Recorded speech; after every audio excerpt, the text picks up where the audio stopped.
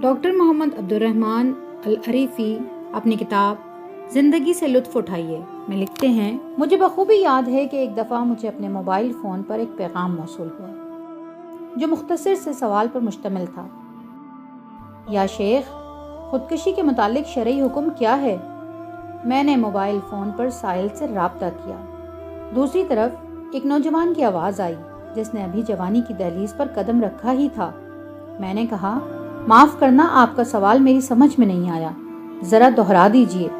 اس نے زندگی سے بیزار لہجے میں جواب دیا، شیخ، سوال تو بڑا ہی واضح ہے کہ خودکشی کے متعلق شرعی حکم کیا ہے۔ میں نے چاہا کہ اسے ایسا جواب دوں کہ جس کی اسے توقع ہی نہ ہو۔ میں ہنسا اور بولا، مستحب یعنی پسندیدہ ہے۔ کیا؟ وہ چلایا۔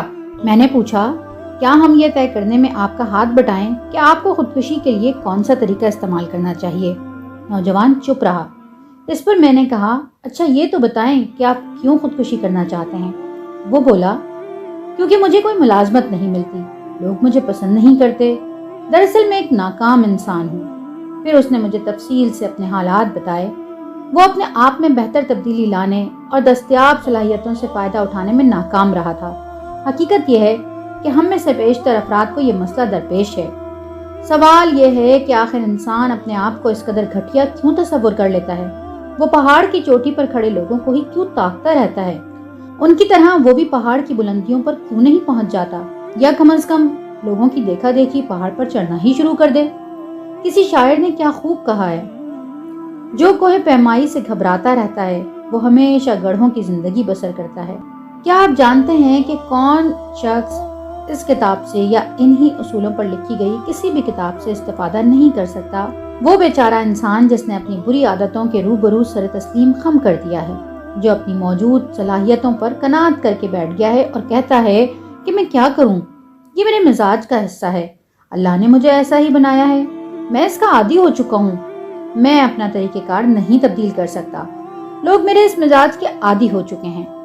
اگر آپ کہیں کہ میں خالد جیسی تقریر کرنے لگوں یا احمد جیسا خوشباش نظر آؤں یا جواد کے مانند لوگوں کا پیارا بن جاؤں تو یہ محال ہے، وغیرہ وغیرہ۔ ایک دن میں مجلس میں حاضر تھا، میرے ساتھ ایک خاص عمر رسیدہ بزرگ تشریف فرما تھے۔ مجلس میں بیٹھے تقریباً سب افراد عوام کے طبقے سے تعلق رکھتے تھے اور معمولی صلاحیتوں کے مالک تھے۔ وہ بزرگ اپنے آس پاس بیٹھے لوگوں سے خوش گپیوں میں مصروف تھے۔ وہ مجلس کے دیگر افراد میں صرف اپنی بڑی عمر کی وجہ سے نمایاں تھے، اس کے علاوہ ان میں کوئی ایسی خاص بات یا غیر معمولی صلاحیت نہیں تھی۔ میں نے وہاں ایک مختصر سی تقریر کی جس میں شیخ عبدالعزیز بن باز کے ایک فتوے کا ذکر کیا۔ جب میں اپنی بات مکمل کر چکا تو بڑے میاں فخریہ لہجے میں مجھ سے مخاطب ہوئے۔ میں اور ابن باز ہم جماعت تھے۔ آج سے 40 سال قبل ہم مسجد میں شیخ محمد بن ابراہیم کے پاس اکٹھے پڑھا کرتے تھے۔ میں حیران ہو کر ان کی طرف دیکھنے لگا۔ یہ خبر سنا کر وہ مارے خوشی کے ان کے چہرے کی دھاریاں دمک رہی تھیں۔ وہ اس بات پر بے حد مسرور تھے کہ انہیں کسی زمانے میں ایک کامیاب انسان کی صحبت حاصل رہی، جبکہ میں دل ہی دل میں انہیں ملامت کر رہا تھا کہ اے لاچار آدمی، تم بھی ابن باز کی طرح کامیاب کیوں نہ ہو سکے؟ تمہیں تو راستے کا علم بھی تھا، پھر تم نے اپنا سفر جاری کیوں نہ رکھا؟ ایسا کیوں ہے کہ ابن باز وفات پائیں تو ایک زمانہ ان کے فراق پر نوحہ کنا نظر آئے، اور جب تمہیں موت آئے تو شاید تم پر رونے والا بھی کوئی نہ ہو، اور اگر کوئی روئے بھی تو زیادہ سے زیادہ دلجوئی کی خاطر یا رسم دنیا کے طور پر؟ ہم میں سے ہر ایک کبھی نہ کبھی یہ ضرور کہتا ہے کہ میں فلاں بڑے آدمی کو جانتا ہوں، یا میں فلاں کا ہم جماعت رہا ہوں، یا فلاں کے ساتھ میری مجلسیں جمع کرتی تھیں۔ ان باتوں پر ناز نہیں کرنا چاہیے۔ فخر کی بات صرف یہ ہے کہ آپ بھی اسی بلندی پر پہنچے جس پر وہ فائز ہوئے۔ ہم میں سے ہر ایک کو بہادر بننا ہے۔ آج ہی سے یہ عزم کرنا ہوگا کہ وہ اپنی ان صلاحیتوں سے جن کے کارآمد ہونے پر اسے اطمینان ہے اپنی زندگی میں فائدہ اٹھائے گا اور ایک کامیاب انسان بننے کی کوشش کرے گا۔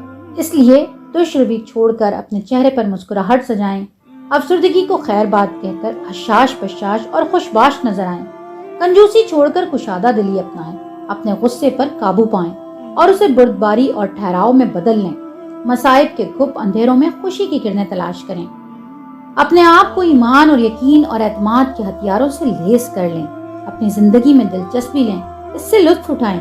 زندگی کے دن تھوڑے ہیں، انہیں بیجا غم اور بے مقصد پریشانیوں میں ضائع نہ کریں۔ رہا یہ سوال کہ یہ سب کیوں کر ممکن ہے، تو اس پر ہم آئندہ بھی بات کرتے رہیں گے انشاءاللہ، اور ہم جلد ہی منزل پر پہنچ جائیں گے۔ ان تمام باتوں کا حاصل یہ ہے کہ بہادر وہ ہے جو پختہ عزم کے ساتھ اپنی صلاحیتوں کو ترقی دیتا رہے اور ان کو بھرپور فائدہ ہوتا ہے۔